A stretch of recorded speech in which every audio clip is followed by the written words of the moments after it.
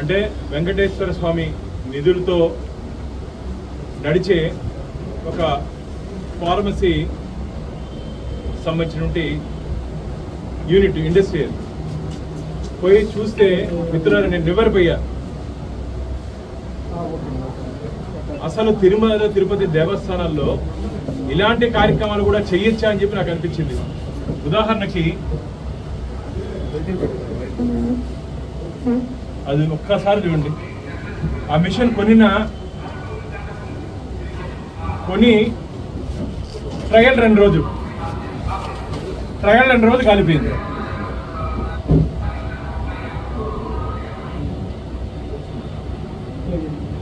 Trial 2 రోజులు కాలిపోయింది. ఇంకో మిషను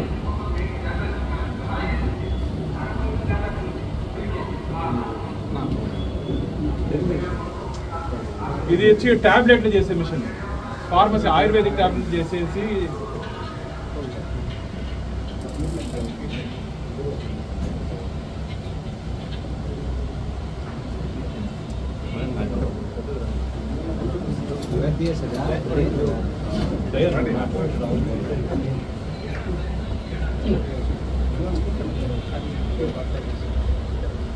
ఇది వచ్చి టాబ్లెట్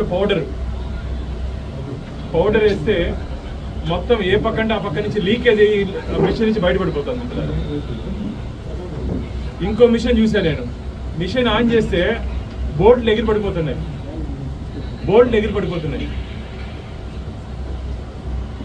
దీనికి ఏముంది, ఏం జరిగింది అని చెప్పి అక్కడ నేను విచారిస్తే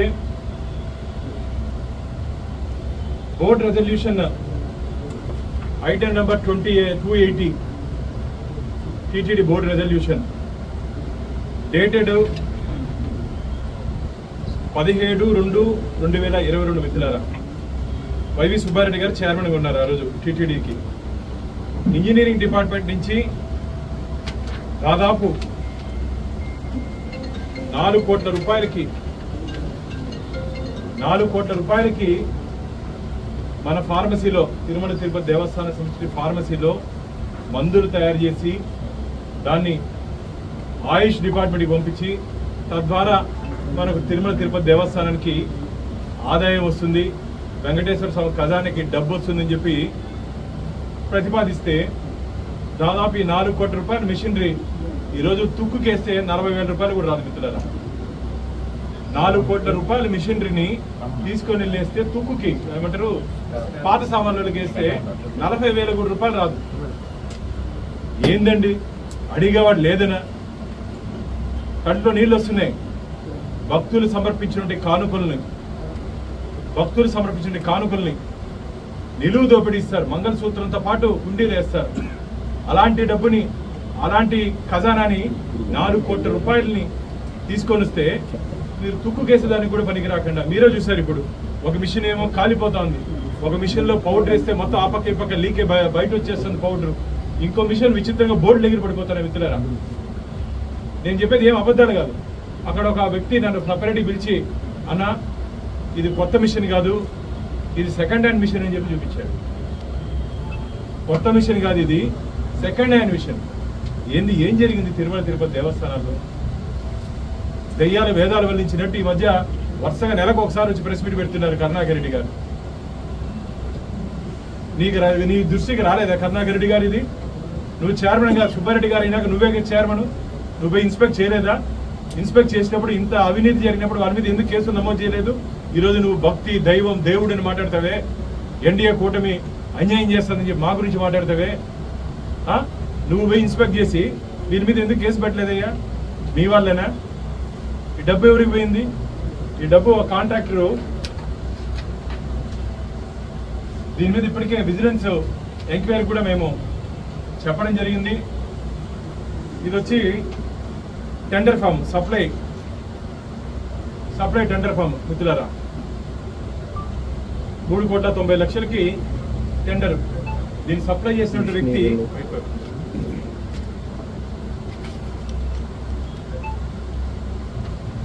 చేసినటువంటి వ్యక్తి సాయి తేజ స్టీల్ కార్పొరేషన్ హైదరాబాద్ రాజేష్ గారు.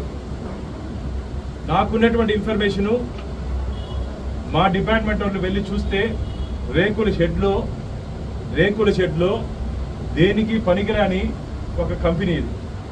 ఆ కంపెనీకి దాదాపు తిరుమల తిరుపతి దేవస్థానాల నిధులు 4 కోట్ల రూపాయలు ఏ విధంగా విడుదల చేశారు? టెస్టింగ్ రోజు అలా కాలిపోతే, టెస్టింగ్ రోజు ఆ ఉన్నటువంటి మాత్రల పొడి బయటపడిపోతే, టెస్టింగ్ రోజు ఆ మాత్రలో ఆయిల్ మిక్స్ అవుతుంది, మిషన్లో నుంచి ఆయిల్ వచ్చి మిక్స్ అయిపోతుంది. ఒకటి కాదు, దాదాపు అన్ని మిషన్లు నేను చూసి వచ్చాను, ఏ ఒక్కటి పనిచేయట్లేదు. వెంకటేశ్వర స్వామికే పంగనామాలు పెట్టినటువంటి ప్రభుత్వం జగన్మోహన్ రెడ్డి ప్రభుత్వం. స్వామివారి పాపము ఏకాంత సేవ కూడా 10 నిమిషాలు కూడా ఇట్లా ఆయన నిలుచుకొని కోట్ల రూపాయలు శ్రీవారి భక్తుల దగ్గర నుంచి హుండీ రూపంలో, కానుక రూపంలో వస్తుంటే అది సేవా కార్యక్రమాలకి, ధార్మిక కార్యక్రమాలకు ఖర్చు పెడతా ఉంటే, అన్నప్రసాదానికి కానీ, విద్యాలయాలకు కానీ, హాస్పిటల్ స్విమ్స్కి కానీ ఇట్లా మంచి కార్యక్రమాలకు ఖర్చు పెడతా ఉంటే, ఈ దుర్మార్గులు స్వామివారి డబ్బుని ఇలా దుర్వినియోగం చేయడం మంచిది కాదు. వెంటనే దీని మీద క్రిమినల్ కేసులు నమోదు చేయాలి. గతంలో కూడా 2 పర్యాయాలు ఎస్పీ గారికి కంప్లైంట్ చేయడం జరిగింది. అలాగే స్టేట్ విజిలెన్స్ అండ్ ఎన్ఫోర్స్మెంట్ మొన్ననే తులాభారంలో జరిగినటువంటి సంఘటన మీద వారి కంప్లైంట్ చేయడం జరిగింది.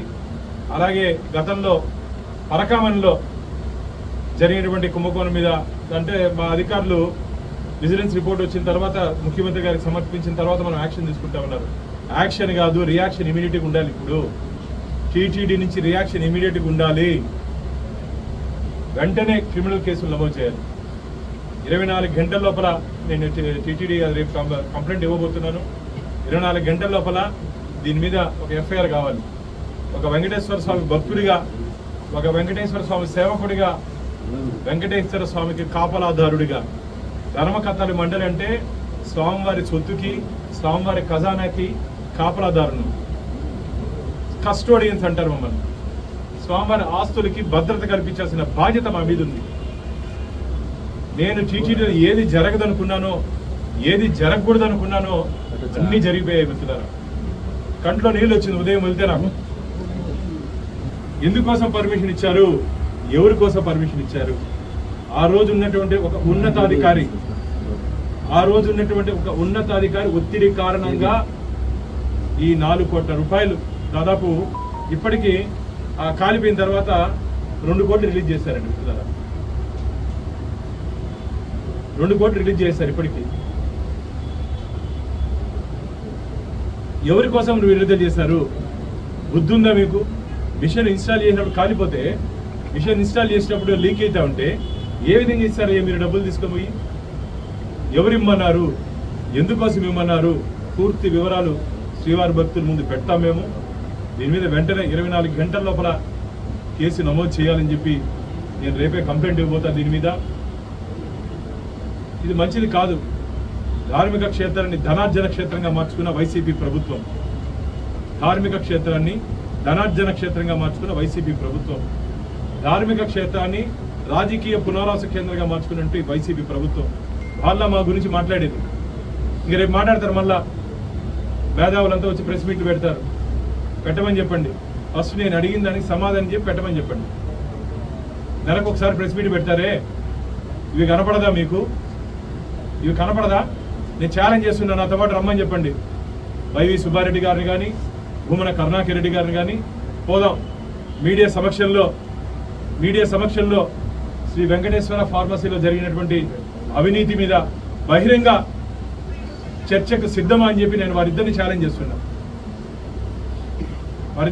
చేస్తున్నా. 24 గంటల లోపల మీరు రండి.